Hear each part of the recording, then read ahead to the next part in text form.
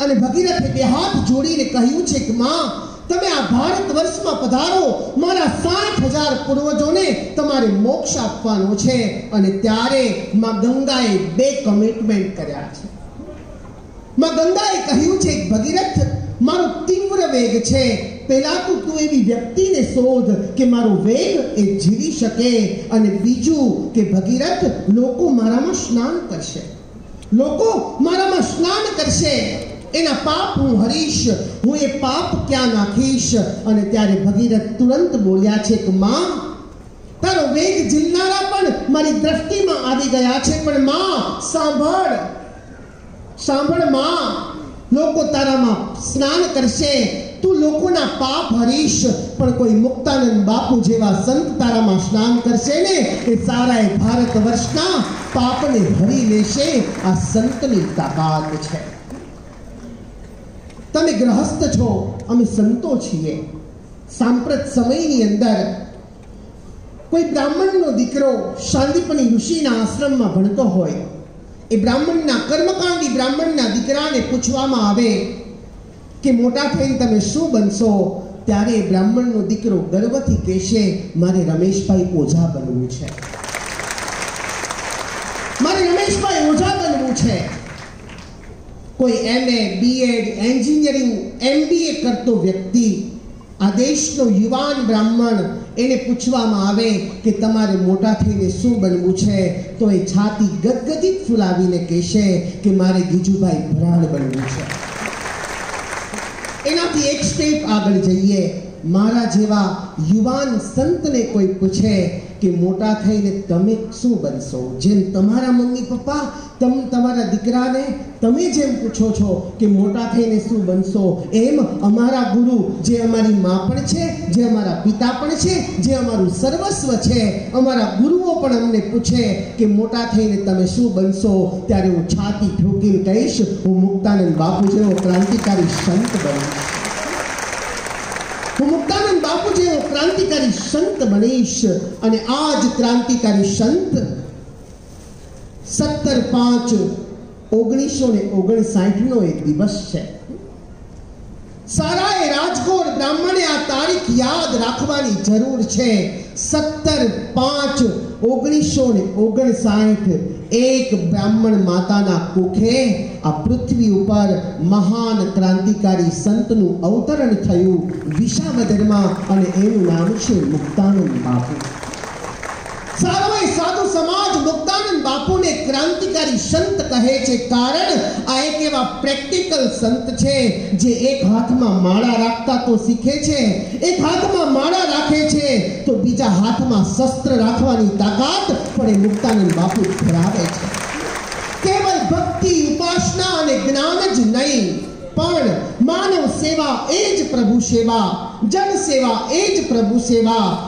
હાલતું ચાલતું માનવ સેવાનું તીર્થ તમારે જોવું હોય તો તમે ચાપરડા સુરેવ ધામમાં આવી અને તમે પગ મૂકશો ને, ત્યારે તમારી છાતી ગદગદ ફૂલશે કે નહીં, આ ભારત દેશના સાચા સંત છે. કેવલ શિક્ષણ જ નહીં, only for education is not better, but education with civilization. કેવલ ભણતર નહીં, કારણ મુખચંદ્ર સરખું રમ્ય છે, ગોરા ગુલાબી ગાલ છે, વળી નાક નમણું નયન સુંદર હંસ સરખી ચાલ છે, કરક્ષુવાળા વાકડિયા સિર ફેશનેબલ બાલ છે, નહીં ચારિત્રમાં ઢંગ તો એ વાત માસુ માલ છે, એ વાત માસુ માલ છે. Character is loss, everything loss. કેવલ એજ્યુકેશન નહીં, પણ સાથે સાથે સંસ્કારની સાથેનું શિક્ષણ આ જગતની અંદર પૂજ્ય બાપુ આપે છે. કેવલ સ્વાંતઃ સુખાય નહીં, પણ બહુજન હિતાય બહુજન સુખાય, આ સૂત્રને ચરિતાર્થ પૂજ્ય મુક્તાનંદ બાપુએ કર્યું છે. 14 વર્ષની નાની ઉંમરમાં માતાની મમતા, પિતાનું વાત્સલ્ય, પરિવારનો પ્રેમ, આ બધું જ છોડી અને પૂજ્ય ગુરુવર્ય ભગવતીનંદ બાપુના ચરણોમાં પડી અને બાપુને બે હાથ જોડીને 14 વર્ષના એક બાળક એમ કહે છે, મારે સંસારમાં નથી રહેવું, મારે સંન્યાસ ગ્રહણ કરવો છે, મારે સંસારમાં નથી રહેવું, મારે સંન્યાસ ગ્રહણ કરવો છે. અને ગુરુદેવ પણ એવા મળ્યા, જો બાત દવા સે ન હો સકે वो बात दुआ से होती है। काबिल गुरु जब भी मिलते हैं तब बात खुदा से होती है, तब बात खुदा से होती है। बापुए दीक्षा लीधी, सन्यासी जीवन जीववा लाग्या, हरिનું સ્મરણ કરવા लाग्या। બાળ ઉંમર છે બાપુની, ક્યારેક ભૂલ કરે, તમારો દીકરો ભૂલ કરે અને તમે સજા આપો ને, એ જ રીતે અમે ભૂલ કરીએ તો અમારા ગુરુ અમને સજા આપે। એટલે જ હું કહું છું કાગડા બધાય કાળા હોય। તમારો દીકરો ભૂલ કરે તો તમે એને સજા આપો, અમે ભૂલ કરીએ તો અમારા ગુરુ અમને સજા આપે।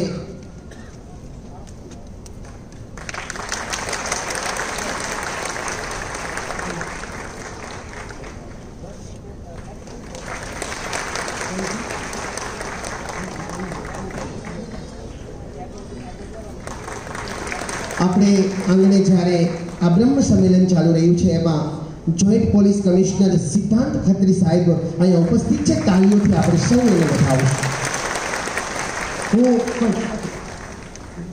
હું વાત કરતો તો 14 વર્ષની નાની ઉંમર બાપુની છે। બાપુ કઈ ભૂલ કરે, ભગવતીનંદ બાપુ એને સજા આપે। ચાપડાની અંદર સરસ મજાનો પીપળો છે, જા એ પીપળાની નીચે બેસ અને સંકલ્પના પોટલા બાંધ। 14 વર્ષની નાની કુમળી ઉંમર, સંકલ્પના પોટલા એટલે શું ખબર નથી અને બાપુ ગુરુની આજ્ઞા થાય પીપળાના ઓટામાં બેસી આંખો બંધ કરી અને પોતે કરેલી ભૂલનો પસ્તાવો કરે। દિન પ્રતિદિન આ જ ઘટના ઘટે, ખબર નહીં સંકલ્પનો પોટલો એટલે શું। અને એક દિવસ ગુરુ મહારાજ પાસે આવી બે હાથ જોડી અને ભગવતીનંદ બાપુને કહે છે કે બાપા એક વાત પૂછું। અને ત્યારે પૂજ્ય ગુરુદેવ એમ કહે બોલ બેટા। અને ત્યારે મુક્તાનંદ બાપુ એમ કહે બાપા આ સંકલ્પના પોટલા એટલે શું? આ સંકલ્પના પોટલા એટલે શું? તમે વારંવાર મને સજા આપો છો, પીપળાના વૃક્ષ નીચે બેસાડો છો અને તમે મને કહો છો કે આ સંકલ્પના પોટલા એટલે શું? અને ત્યારે ભગવતીનંદ બાપુ એમ કહે બેટા સંકલ્પના પોટલા એટલે ભવિષ્યમાં તારે આ સમાજ માટે જે કરવાનું છે ને એનો સંકલ્પ તું આ પીપળાના વૃક્ષ નીચે બેસીને કર।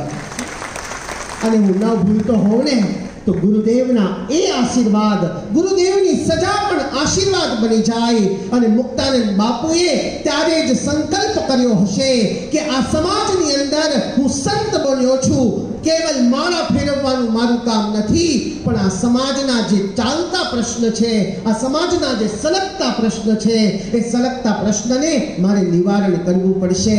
અને ત્યારે ચાપડા ધામનું નિર્માણ થયું। અને આજે મને કહેતા અત્યધિક આનંદ થશે કે ધોરણ 1 થી લઈ અને વિવિધ ઉચ્ચ શિક્ષણની કોલેજો જ્યાં 2500 વિદ્યાર્થીઓ આજે વિદ્યા અભ્યાસ કરી રહ્યા છે।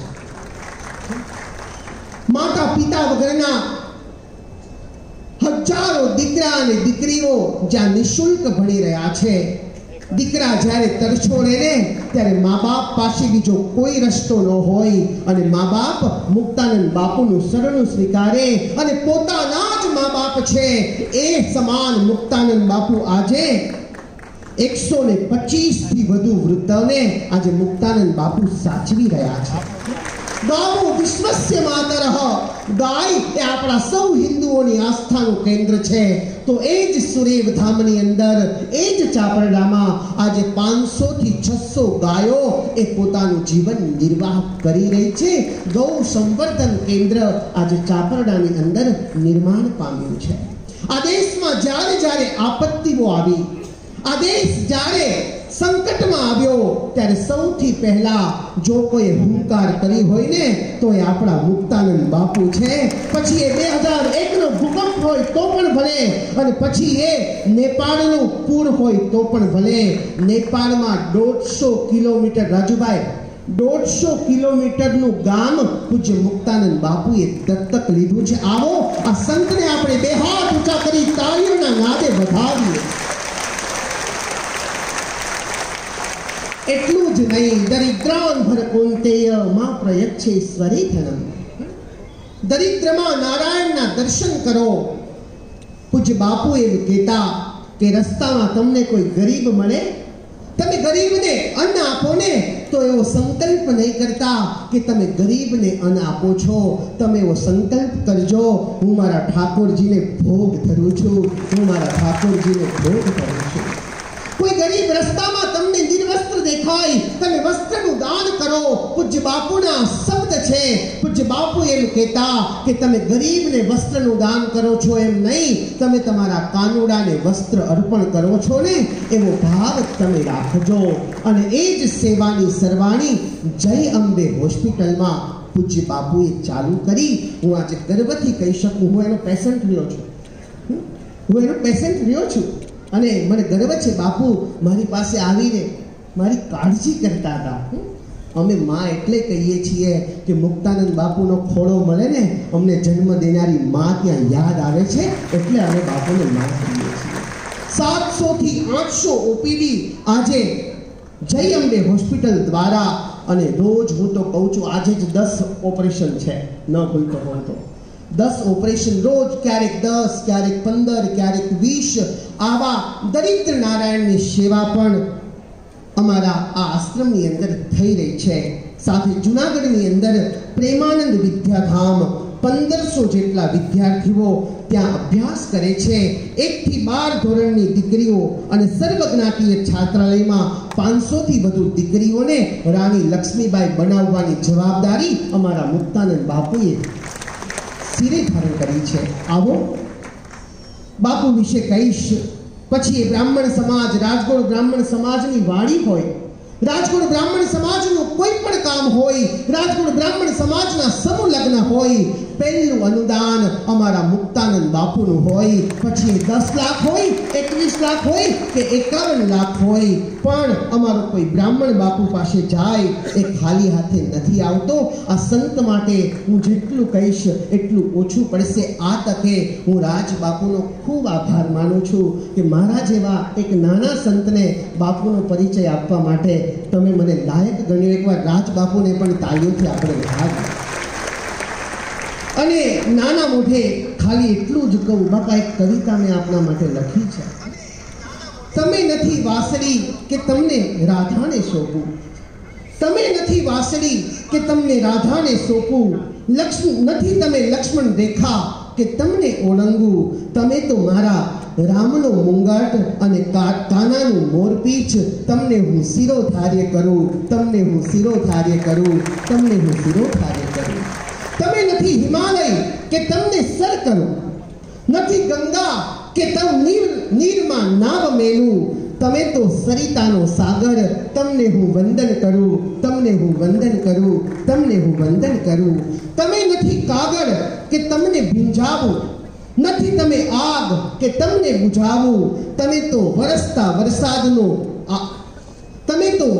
વરસાદનું બુંદ, એમાં હું મારા આંસુ છુપાવું, એમાં હું મારા આંસુ છુપાવું. અને છેલ્લે તમે નથી પુષ્પ કે તમને વસ્ત્રમાં લગાવું, તમે નથી પુષ્પ કે તમને વસ્ત્રમાં લગાવું, નથી તમે કંટક કે તમને ધિકારું, તમે તો પ્રેમ ભક્તિની પુષ્પમાળા, તમને હું દિલમાં સમાવું, તમને હું દિલમાં સમાવું, તમને હું દિલમાં સમાવું. આવો બે હાથ ઊંચા કરી જોરદાર તાળીઓના નાદે આપણે અખિલ ભારતીય સાધુ સમાજના આ સંત વર્યને, રાજકોટ બ્રાહ્મણના જ નહીં પણ સમસ્ત બ્રાહ્મણ સમાજના આ મહાન વિભૂતિને જોરદાર તાળીઓના નાદે આપણે વધાવીએ.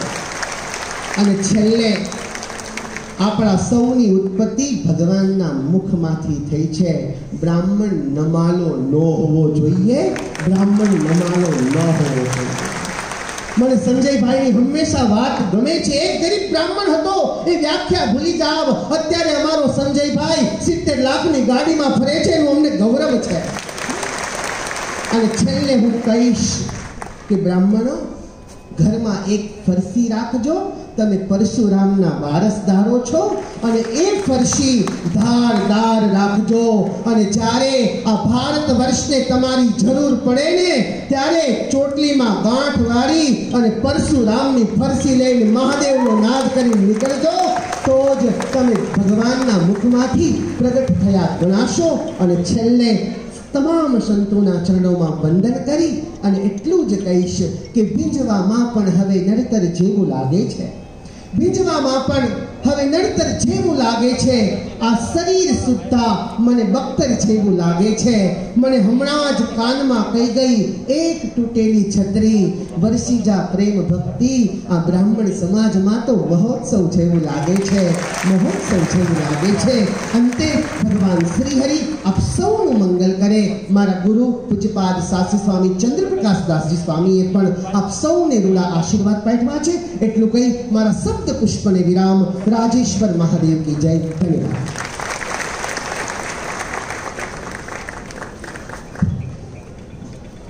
ખૂબ ખૂબ આભાર ભક્તિ સ્વામી. હવે કાર્યક્રમને આપણે આગળ વધારીએ.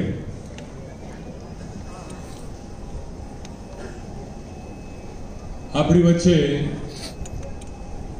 રાજકોટ શહેરના joint police commissioner Shri Khatri સાહેબ ઉપસ્થિત છે. આજે સવારે સામૈયાનો જે કાર્યક્રમ છે એમાં સુંદર મજાની પોલીસ વ્યવસ્થા અને એમાં આપણને ખૂબ જ સહકાર આપ્યો અને માત્ર થોડી ક્ષણોની અંદર જ આપણને મંજૂરી આપી દીધી કે ભાઈ તમે કાર્યક્રમ જે છે કરો. અને એ ખત્રી સાહેબ આપણી વચ્ચે ખાસ આપણા આમંત્રણને માન આપી ઉપસ્થિત છે. ત્યારે હું રાજેશભાઈ સિલુ અને કેતનભાઈ બોરીસાગરને વિનંતી કરું કે ખત્રી સાહેબને સન્માનિત કરે. ખૂબ ખૂબ આભાર ખત્રી સાહેબ.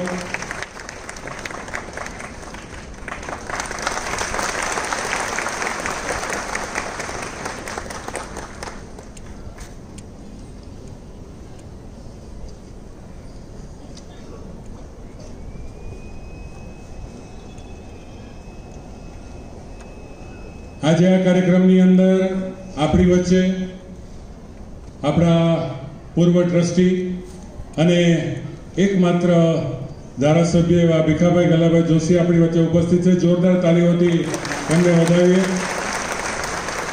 આપણા રાજકોટ બ્રાહ્મણ જ્ઞાતિ સેવા સંઘના મેનેજિંગ ટ્રસ્ટી શ્રી દિવ્યકાંતભાઈ પણ આપણી વચ્ચે ઉપસ્થિત છે. જોરદાર તાલીઓથી એમનું સ્વાગત જે છે કરીએ. ખૂબ ખૂબ આભાર મહાનુભાવોનું. હવે આ ત્રણ મહાનુભાવોના પરિચય બાદ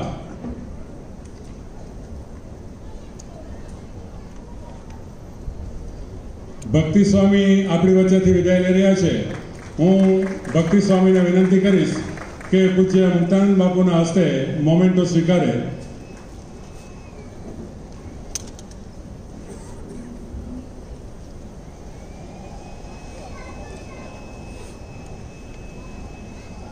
ખૂબ ખૂબ આભાર. માત્ર આ પરિચય માટે ખાસ પૂજ્ય ભક્તિ સ્વામીને આપણે બોલાવેલા અને એમણે પોતાનો અમૂલ્ય સમય આપ્યો. ખૂબ ખૂબ આભાર ભક્તિ સ્વામી.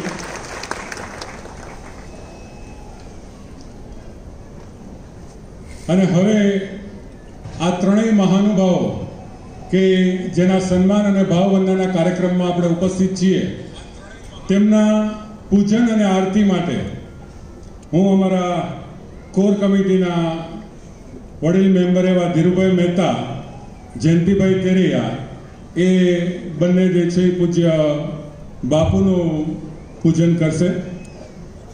બાબુભાઈ જોશી અને ઈશ્વરભાઈ કેરિયા એ પૂજ્ય ભાઈશ્રીનું પૂજન કરશે અને ડૉક્ટર એચ.ઓ. જોશી સાહેબ અને ભીમજીભાઈ જોશી એ પૂજ્ય બુરાડ સાહેબનું પૂજન કરશે. બાકીના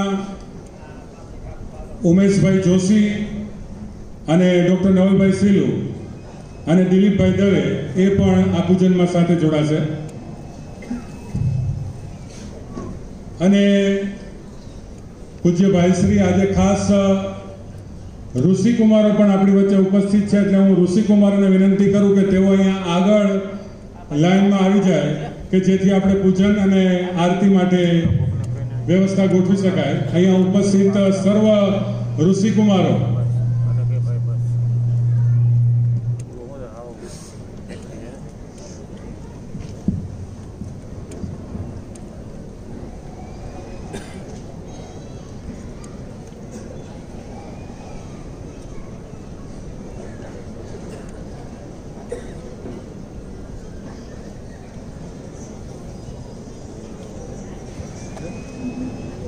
બાકીના જે કોર કમિટીના મેમ્બરો છે એ અહીંયા આગળ આવશે એ આરતી માટે. ઋષિકુમારો પહેલા આગળ આવી જશે. અજયભાઈ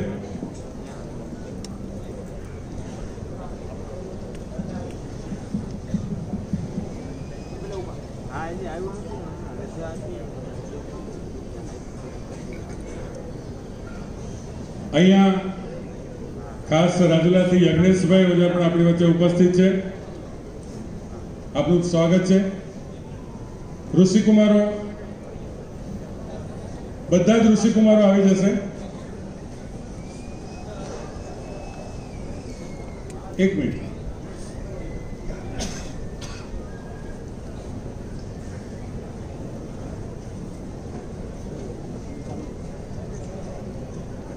આપણે ત્રણેય મહાનુભાવોનું પૂજન સાથે કરશું એટલે કમિટી મેમ્બર ત્યાં ગોઠવાઈ જાય.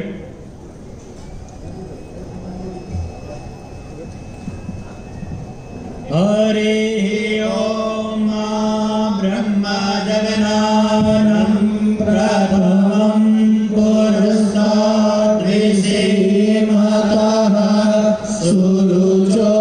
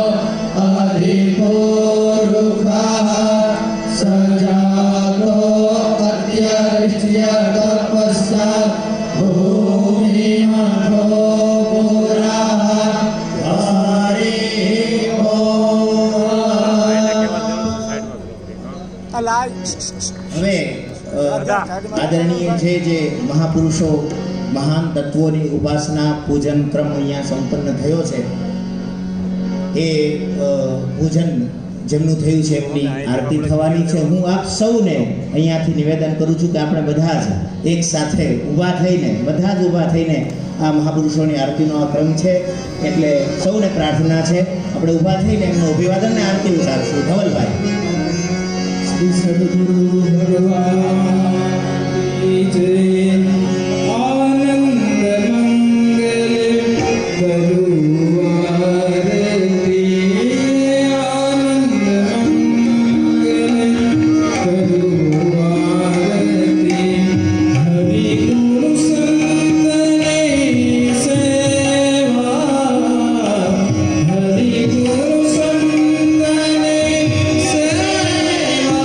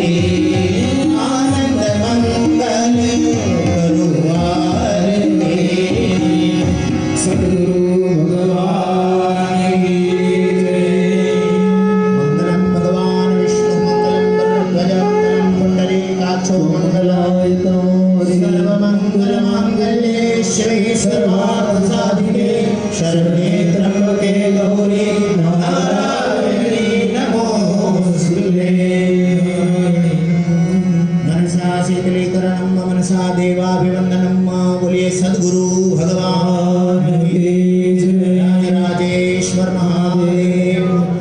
આપણે બધા જ ઊભા જ રહીશું અને આપણે બધા જ મહાપુરુષો સંતોના દીર્ઘ અને દિવ્ય આયુષ્ય માટે મહામૃત્યુંજયનો એક સાથે આખું બ્રહ્મનાદ કરીશું. હરિ ઓમ ત્ર્યંબકમ યજામહે સુગંધિં પુષ્ટિવર્ધનમ ઉર્વારુકમિવ બંધનાत्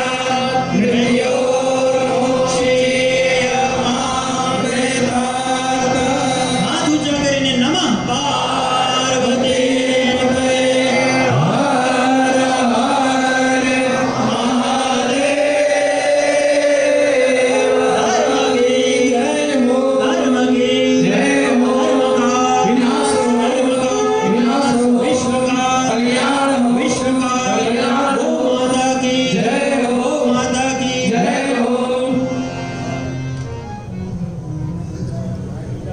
આમ તો પૂજ્યભાઈ શ્રી આ વસ્તુ માટે આજ્ઞા મને ના આપે, પણ છતાં એક ઘટના અહીંયા જે ઘટી, આપ સૌ જેમનું ધ્યાન હશે એમને ખ્યાલ હશે, અહીંયાથી પૂજ્ય બાપુની સાથે પૂજ્ય ભાઈશ્રીની પણ આરતી ઉતારવાની એવો ઉપક્રમ હતો અને મને સૂચના મળતા અહીંયાથી આગ્રહ કર્યો આપણા સૌ વતી કે ભાઈશ્રી આપ બિરાજો અને આપની આરતી અમારે સૌને પણ ઉતારવી છે.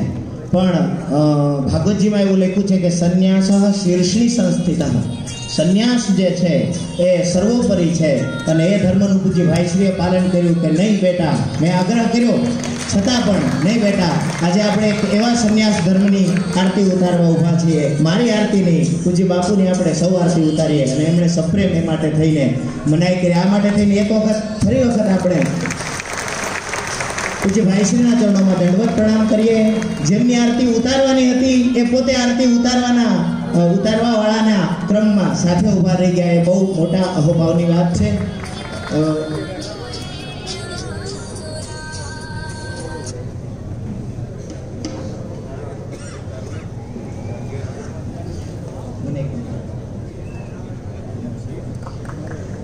આ અવસરે એક ક્રમ જ્યારે આરતીનો ક્રમ ચાલી રહ્યો હતો ત્યારે પૂજ્ય ભાઈશ્રીએ આપણા સૌના આદરણીય અને વંદનીય પૂજ્ય બાપુનું સન્માન કર્યું.